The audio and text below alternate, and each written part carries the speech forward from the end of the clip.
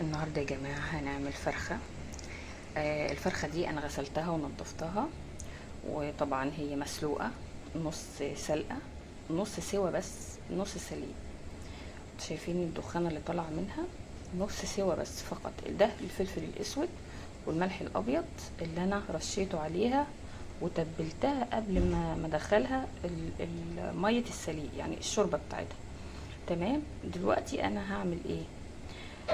هي شاربة من الخليط اللي انا عملته لها، بس برضو هحط لها كده شوية شوية من الفلفل الاسود، شوية من الملح الابيض، شوية من البهارات السبعة او السبع بهارات زي ما بنقول. وعندنا صينية بطاطس حلوة قوي بالحلويات هنشوفها دلوقتي مع بعض. يا جماعة عندي معلقة صغيرة من السبع بهارات اهو، ومعلقة من الفلفل الاسود، ومعلقة ونص صغيرة برضو من معلقة الشاي ملح ابيض. وهنعمل دلوقتي حاجة حلوة قوي هنشوفها مع بعض. دي الطبق اهو، طبق فاضي. معلش انا صوابعي فيها فلفل اسود. هنزل عليها بالبهارات اللي انا حطيتها، الملح والفلفل، السبع بهارات. تمام. وهنزل عليهم بالعسل. انا عارفه ان العسل قرب يخلص عندي، اللي هو مش هينزل. طب انا اقول لكم حاجه، انا هروح اجيب العسل الاسود افضل، اي نوع عسل عندك. اهو يا جماعه، ادي العسل شايفين اهو، معلقتين ونص من العسل اسود بقى، عسل ابيض، عسل اصفر، عسل طبيعي، عسل جبلي، اي نوع عسل عندك. تمام. هجيب معلقه بقى واسويه كله مع بعضه هنشوف دلوقتي. اهو يا جماعه شايفين اهو، اي نوع عسل، مش تحت شرط العسل اللي انا كنت بعمل بيه الاول اللي هو العسل الاصفر ده، لا عادي، العسل الاسود برضه هيبقى شغال معاكي وحلو قوي. واي نوع عسل انت ممكن تعملي بيه. تمام اهو، نخلطهم كلهم كده مع بعض عشان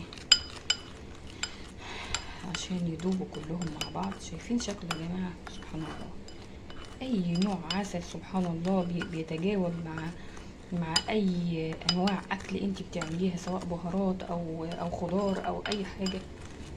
سبحان الله، نعمه ربنا كلها حلوه على فكره. غير ان هو طبعا العسل فيه شفاء للناس طبعا، ذكر في القران الكريم. انا عماله اجيب الطبق، والطبق بيجي عندي مش عارفه ليه. اهو شايفين، انا عامله صينيه بطاطس على فكره على جنب، نشوفها مع بعض. خلاص كده انا دوبت كله. هجيب الفرخه دلوقتي يا جماعه. انا خايفه والله الطبق يقع مني. انا عايزه اجيب الكل اللي في المعلقه هنا، عشان خساره. طيب، اجيب الفرشه بتاعتي كده، الفرشه الاموره بتاعتي الحلوه ديت، واجيب،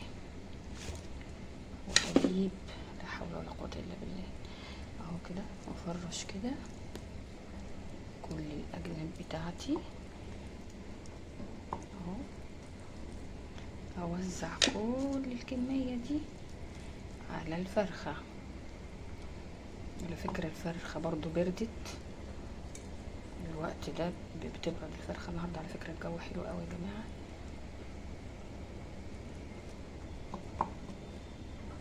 اليومين اللي فاتوا كانوا صعبين جدا. هعمل من جوه بقى. انا عايزه اخد من الخليط ده واسويها من جوه. شايفين اللي بيطلع ده؟ شايفين ده الدخان وحبه الشوربه حتى بعد ما صفيتها برضو فيها. طيب انا عايزه اقلبها بقى. انا جاني كومنتات يا جماعه، يعني اللي كاتب وحش. طيب انت لو مش عاجبك الاكل بتاعي او عاجبك وصفاتي، خلاص ما تدخلش تتفرج. يعني انت مش عاجبك، على عيني وعلى راسي عادي، ايه المشكله؟ انا ما بزعلش على فكره من التعليقات دي. و بس اللي مش حابب حاجه ما يتفرجش عليها، خلاص ده براحته يعني. اي واحده فاتحه قناه بيجي لها تعليقات ما بتزعلش منها هي، لان المتابعين هم اللي بيعملونا والله بجد، يعني دي حقيقه يعني. فاحنا مش بنزعل لا من التعليقات الحلوه بتبسطنا، والتعليقات الوحشه ما بنزعلش منها، بس اللي مش حابب قناه معينه او مش حابب يتفرج عليا، خلاص يا سيدي ما تدخلش تتفرج عليا، او يا ستي ما تدخليش تتفرجي عليا. انا والله ما ضربتك على ايدك عشان تتفرجي عليا. انتي دخلتي اول 5 دقايق ما عجبكيش الطبخه بتاعتي او العمل اللي انا بعمله في الاكل، خلاص ما تتفرجيش براحتك. انا ما بفرضش على المشاهد انه يتفرج عليا يا جماعه.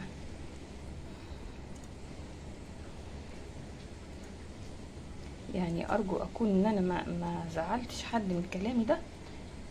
بس هو اوفر شويه، يعني اللي بيحصل ده مش طبيعي. بصوا بقى كام حلقه كده من البصل دخلها جوه، وحلقات طماطم اهو عشان تديني كده طعم حلو، طعم جميل اهو، شايفين؟ طيب هدخلها الفرن دلوقتي حالا على درجة حرارة 180 درجة. تمام. بصوا بقى يا جماعة، انا قلت ان انا هعمل صينية بطاطس بالحلويات. الحلويات على النار تستوي نص سوا في شوية مية. دول عندي عدد بطاطستين، انا خرطت اول بطاطسايه والبطاطسايه التانية اهي، وكم طماطمايه هعمل عليها كم طماطمايه تانية، يعني حوالي 4 طماطمات وبطاطستين، بطاطسايه كبيره وبطاطسايه صغيره. ده ل5 افراد، 5 افراد بس. اما انتي لو عايزه تعملي مثلا 6 او 8 افراد هتعملي 3 بطاطسات او 4 على حسب اللي هياكلوا يعني. البصل، بالنسبه للبصل انا عملت بصلتين، وممكن اعمل بصله تانية، هعمل بصله تانية طبعا، فهيبقوا 3 بصلات. عشان البصل بيحلي الاكل واحنا بنحبه كمان في الاكل. وده باقي البطاطس اللي انا عملتها. سبحان الله، يعني هي كانت بطاطسيه كبيره، بس والله يعني بطاطسيه كبيره عملت كتير قوي معايا، يعني عشان اعمل واحده تاني والكميه دي عملتها هتبقى كميه كبيره ان شاء الله، وتكفي 5 افراد بعون الله. تمام. هنخرط البطاطسايه والبصلايه التانية ونرجع لكم. تمام. بصوا بقى يا جماعه، انا جبت بصله، والله بصله واحده بس كبيره. بصله احمر، شوف تجانس الالوان، سبحان الله نعمه ربنا كلها حلوه. بصله حمراء وبصله بيضه والبطاطسايه هقطعها دلوقتي حالا معاكم. وادي الطبق اللي احنا كنا عاملينه من شويه اللي هنضيفه عليه يا جماعه. ادي الطبق اهو، انا قشرت البطاطسايه وقطعتها بالشكل ده. ادي الطبق التاني ودي الطبق الاولاني اللي احنا عملناه مع بعض. بصوا بقى يا جماعه، ادي صينيه الحلويات اللي انا قلت لكم عليها، هي كده خدت نص السوا بتاعها. هننزل عليها باول طبق من البطاطس والبصل الابيض والاحمر. تمام. هنجيب الطبق التاني، هنزل عليها بالطبق القمر ده، الطبق التاني اللي انا قلت عليه كده. تمام. شايفين سبحان الله شكل البطاطس مع البصل الاحمر من تحت اهو، مع الطماطم مع البصل الابيض والاحمر والبطاطس والطماطم، شكلها رهيب جدا، حلو قوي يا جماعه. بقى يا جماعه شوفوا البهارات بتاعه صينيه البطاطس، هتبقى معلقه صغيره من ال7 بهارات من معلقه الشاي، ومعلقه اهو معلقه شاي ملح، ومعلقه ونص صغيره خالص من معلقه الشاي الصغيره اللي اصغر من دي فلفل اسود، ودول حبهان. تمام. وهننزل عليهم مع صينيه البطاطس. ابتدت تغلي اهو، ادي البهارات اهو اللي انا قلت عليها، هنزل عليهم كده. تمام. وطبعا هقلبهم، وهجيب ميه من الكتل او من الحنفيه عادي. هحطهم يعني 2.5 كوباية من الميه المغليه من الكتل او من الحنفيه. على فكره انا نسيت اقطع طماطم تاني، فهقطع طماطم دلوقتي يا جماعه. قطعت 3 حبات من الطماطم، قطعتهم عشان اضيفهم على صينيه البطاطس. تمام. ده لو انتي حاسه ان الطماطم قليله. صينيه بطاطس اسطوره يا جماعه، اسطوره. هنزل عليهم بطبق الطماطم المقطعه اللي انا قلت عليها، وهجيب معلقه وهقلبهم يا جماعه.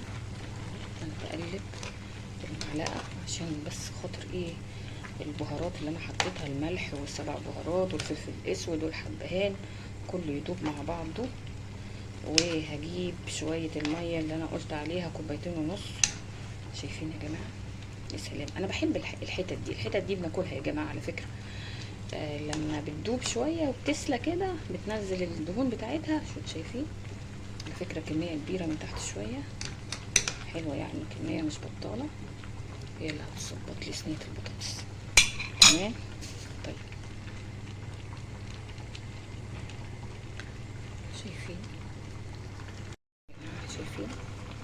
شايفين درجه الغليان؟ انا يعني ما عنديش وقت، خايفه ان النور يقطع. فبصراحه هو العصر اذن من شويه، فانا خايفه النور يقطع عليا في اي وقت ما اقدرش اكمل الفيديو معاكم. فانا جبت ميه من الحنفيه اهو، بس كده مش هحط تاني عشان انا شايفه ان الصينيه فيها يعني حبه ميه حلوين، فمش هينفع احط ميه تاني. لو احتاجت معاكي على حسب الكميه اللي انت بتعمليها ممكن تضيفي شويه ميه، نص كوبايه ميه مثلا.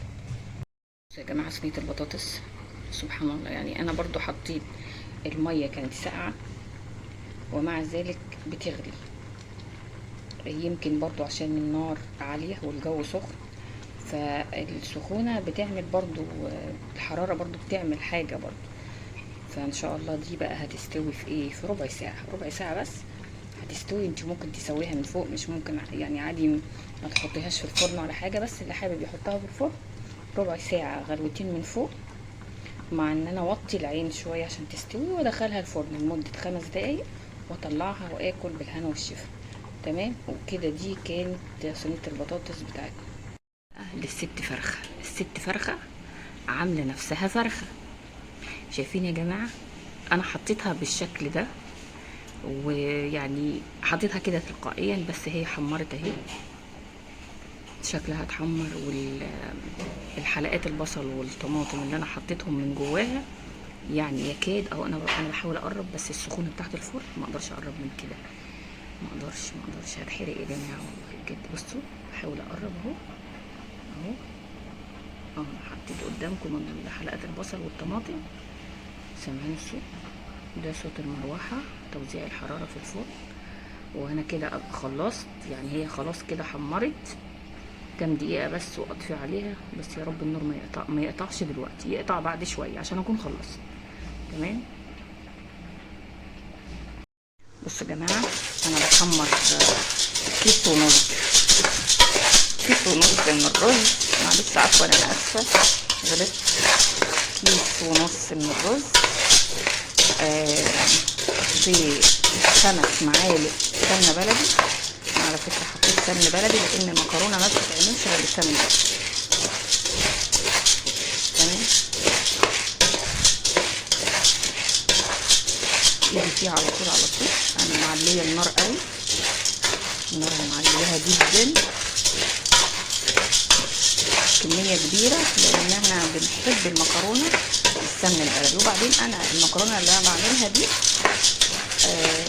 ما بحطلهاش طماطم خالص، غير مكعب مرقه بس، وفلفل اسود وملح ابيض وبس، وميه بس من الحنفيه بقى، ميه مغليه من الكاتل، مش هتفرق لانها كده كده هتسخن وهتستوي وهتغلى. وبعد كده اوطي عليها شمعة لما تبتدي تغلي غلوتين على النار.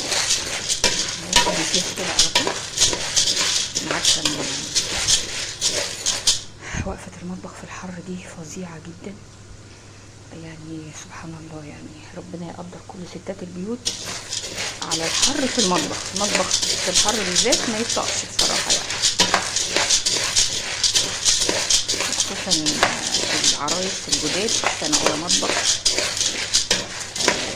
مش متعودين ان هم يقفوا طبعا يطبخوا ويعملوا الاكل، بس طبعا الزمن هما اتجوزوا خلاص.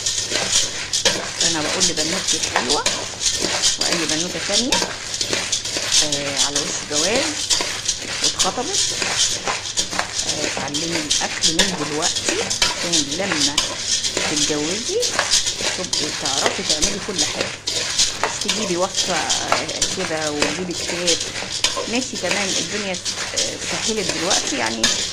كل البنات الحلوين الامامير اللي بيتجوزوا دلوقتي بيقولوا لي ايه؟ بيقولوا لي يا طنط النت خلانا الدنيا سهله علينا، يعني اي وصفه بنكتبها على النت بتطلع لنا مليون وصفه. طيب تمام يا حبيبتي ماشي، انا معاكي انها هتطلع لك مليون وصفه، واحنا بنعمل عشان نعلم غيرنا وبنتعلم. بس هقولك ليه انتي ما تاخديش التجربه وتعملي الاكل ده بايدك في الاول في بيت ابوك؟ يعني بيت الاب بصراحه هبوظ حاجه محدش هيتكلم عليها، محدش هيشوفه. ماما مش هتروح تقول لحد، لا مامتك هي بتحفظ سرك. حرقتي حاجه يا حبيبتي مش هتطلع تقول لحد حاجه، بس اتعلمي. يعني المره دي هتحرقي اكله، المره الجايه مش هتحرقيها، هتتعلمي. تكوني اتعلمتي الطبخ وتعلمتي الاكل وتعلمتي الوصفات الحلوه. امهاتنا كلهم علمونا الاكل، فانتي هتنفعي نفسك. ما هو اهم حاجه النفس على فكره. ما انا ممكن اطلع اي اكله من النت واعملها، بس مش ممكن ما تطلعش حلوه معايا لان انا نفسي مش حلو، لان انا اول مره اجربها. ماشي بالتدريج وكل حاجه وكل ما هتعملي هتطلع حلوه، بس انتي لسه هتجربي. لا جربي الاول في بيت ابوكي واعملي واحرقي وبوظي لغايه ما تتعلمي خالص. معلش يعني انا شايفه البنات كلهم، الجيل اللي طالع ده كله مش عايز يعمل اكل، مش عايز يتعلم الطبخ.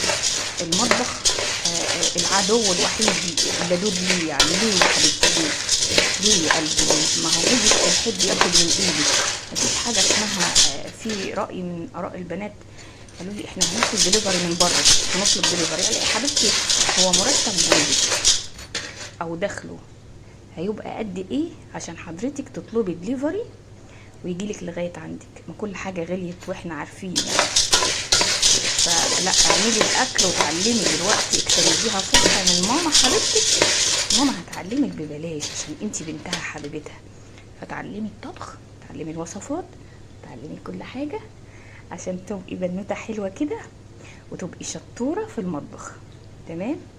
انا دلوقتي هنزل عليها بالميه يا جماعه، والله بجد المكرونه عامله زي الكهرمان، حبه وحبه اهو. بقى هنزل بالميه، والميه برضو مش عايزاها كتير، انا مش عايزه المكرونه بتاعتي تتعجن. هما 3 كوبايات ميه مفيش غيرهم، الكيس ونص 3 كوبايات ميه اهو. بقى يا جماعه انا حاطه هنا مكعب مرقه، معلقه من الفلفل الاسود، معلقه ونص من الملح الابيض، وطبعا هنزل على المكرونه بيهم اهو. بس انا هفتفت المرقه اهي، فتفتها اهو كده اهو تمام. وهقلب من غير اي حاجه.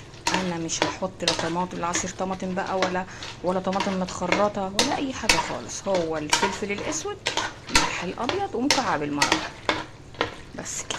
مكعب المرقه. مش عارفه انا عماله اغلط ليه النهارده، معرفش، ربنا يسترها بقى. وزي ما انا قلت 3 كوبايات من الميه فقط لا غير. طبعا هغطيها تغلي غلوتين واوطي عليها شمعة. ليه انا عماله اقلب؟ عشان المرقه تتجانس مع السائل، الميه والمكرونه والفلفل الاسود الملح الابيض، يدوب كل حاجه تدوب مع بعض. يعني المرقه تدوب مع كل الكلام ده. هدوق هشوفها عايزه ملح ولا لا. لو كانت عايزه ملح هحط عليها شويه ملح تاني حسب رغبتك.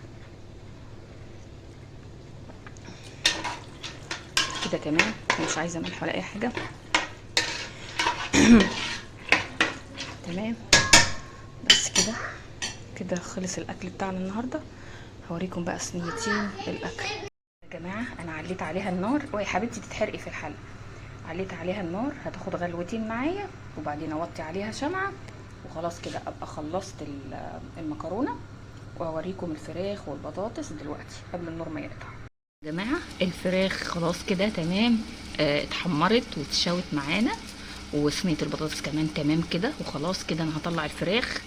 حبيبتي ايدك معلش. صينيه البطاطس، شايفين انا قربت الكاميرا؟ شايفين الحراره بتعمل ايه في الفرن؟ شايفين ريحتها جايبه لاخر الدنيا. الفرخه انا طلعتها قدامكم دلوقتي، وصينيه البطاطس خلاص هي كده استوت، وهطفي عليها النار، وبكده اكون عملت الاكل كله وخلصت قبل النور ما يقطع الحمد لله. واشوفكم بفيديو جديد ان شاء الله مع مطبخ سامية، ومع السلامة. انتي بتحطي عليها زيت ولا ايه؟ وايه دي كمان صينية البطاطس يا جماعة بعد ما استوت وطلعت من الفرن تمام. بصوا يا جماعة النهاردة معانا طبخة حلوة قوي، وهي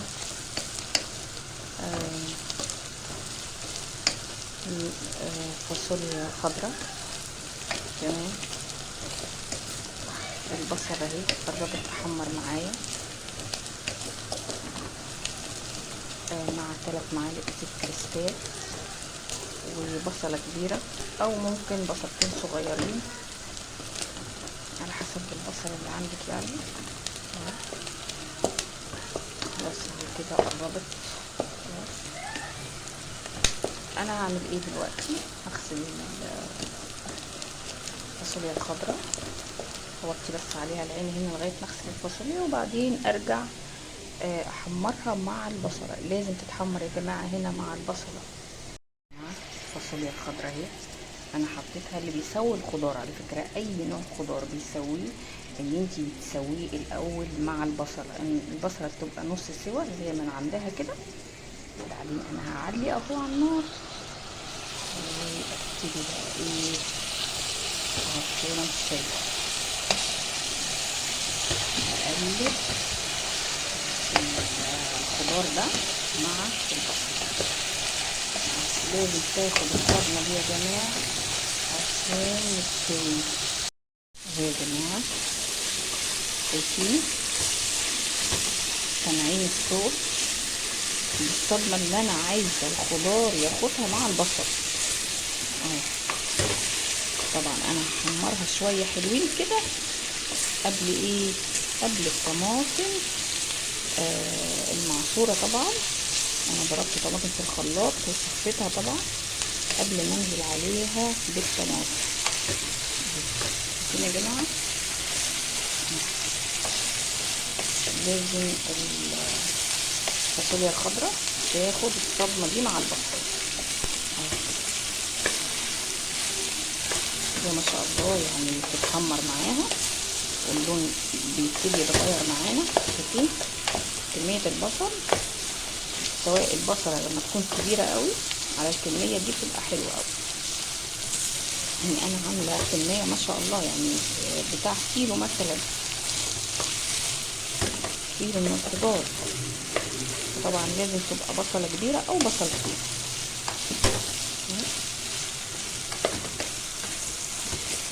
تحمر معاكي، بقلب الدنيا كلها مع بعض تمام.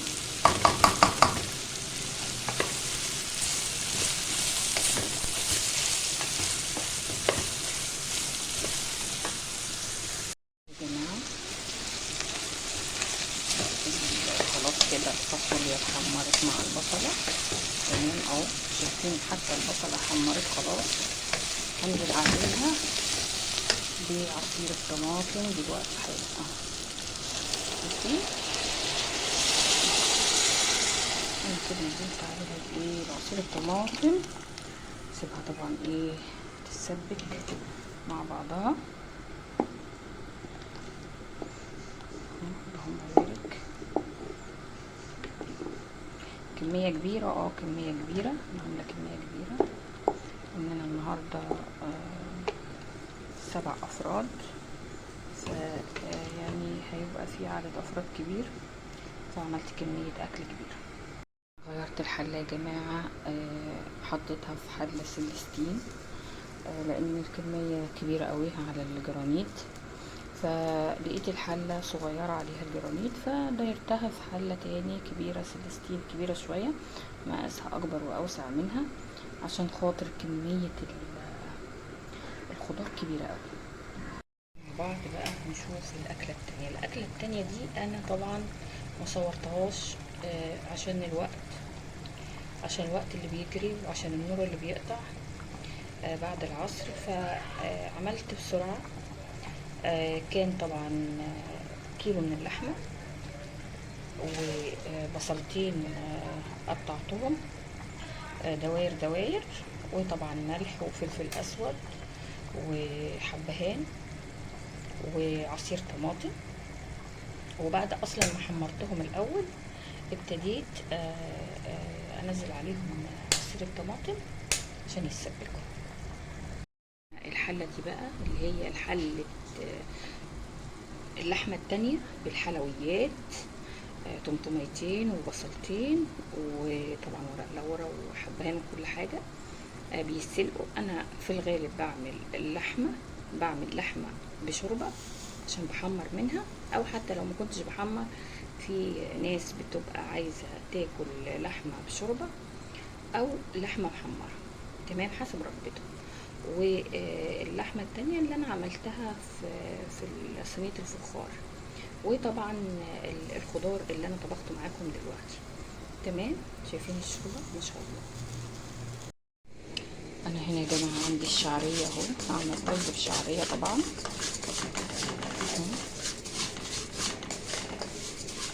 احمره ب 4 معالق زيت او 5 معالق، على حسب برضو الكميه اللي انت هتعمليها من الشعريه والرز، تمام كده. انا كمان الاكل عندي قرب يستوي، انا اللي قاعد لي بس الرز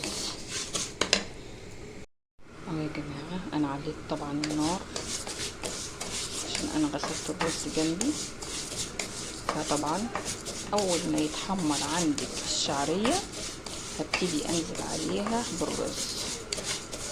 عايزه اعمل كيلو رز بقى، عايزه اعمل ربع كيلو، عايزه اعمل نص كيلو، على حسب برضو كميه عدد الاشخاص اللي هياكلوا، تمام. ايدي في الشعريه على طول عشان كله يتحمر مع بعض.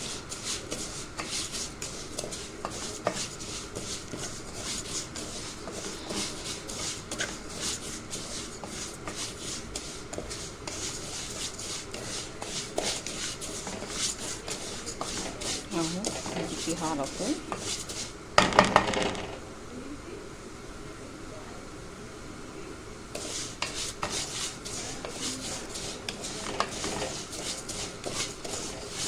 اهو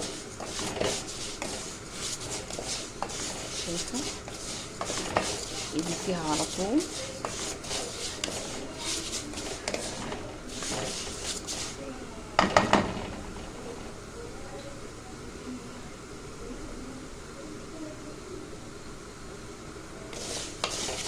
فيها يا جماعه على طول عشان برضو كله يحمر مع بعضه، ما لاقيش مثلا واحده محمره وواحده مش محمره، لا انا عايزاهم كلهم محمرين. على فكره ريحتها طلعت والله، يعني ريحتها حلوه بجد والله. ايدي ابتدت تتحرق من السخونه.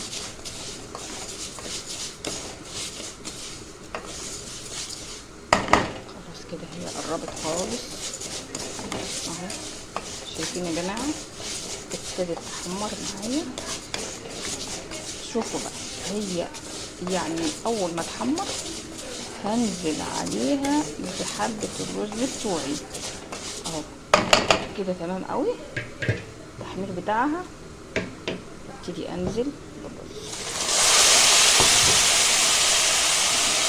شايفين الصدمة دي يا جماعة؟ شايفين الصدمة دي؟ يا لهوي على الصدمة دي. ياه.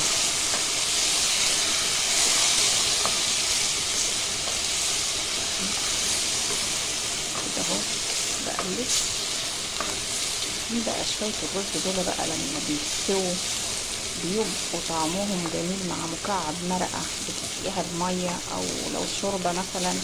لكن لو ما عندكيش شوربة هتحطي مكعب المرقة مع الملح وهتقلبيهم، وطبعا 3 كوبايات مية على حسب برضو الكمية اللي عندك. لو انت عاملة كمية اكبر من كده هيبقى الرز. اهم حاجة ان المية تبقى فوق الرز بعقلة صباع، يعني بالعقلة بتاعت صباعك كده من فوق شوية المية. تمام. لكن ما احطش ميه كتيره قوي واقول الرز بتاعي متعجن، ما هو بيتعجن عشان انتي بتحطي كميه ميه كتيره قوي. انا قلت عقله الصباع، الميه تبقى فوق الرز بعقله صباع، عقله صباعك بس. الرز بتاعك هيطلع متفلفل وحلو وقمر وطعمه حلو بالهنا والشفا.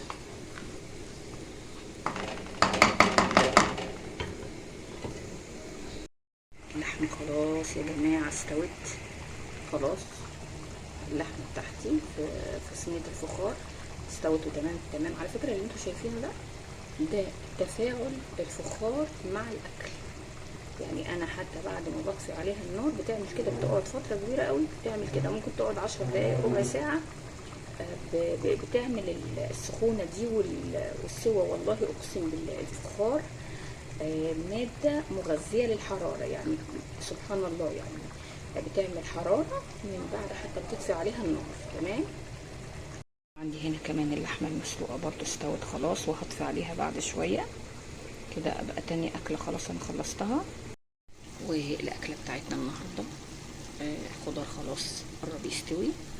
انا بعد 10 دقايق هطفي عليها النار لانها كده خلاص استوت، يعني ربع ساعه بس وهطفي عليها النار وكده ابقى خلصت برضو الاكله التالتة بتاعتي اللي كانت معايا النهارده. تالت اكله دي يا جماعه انا خلصتها.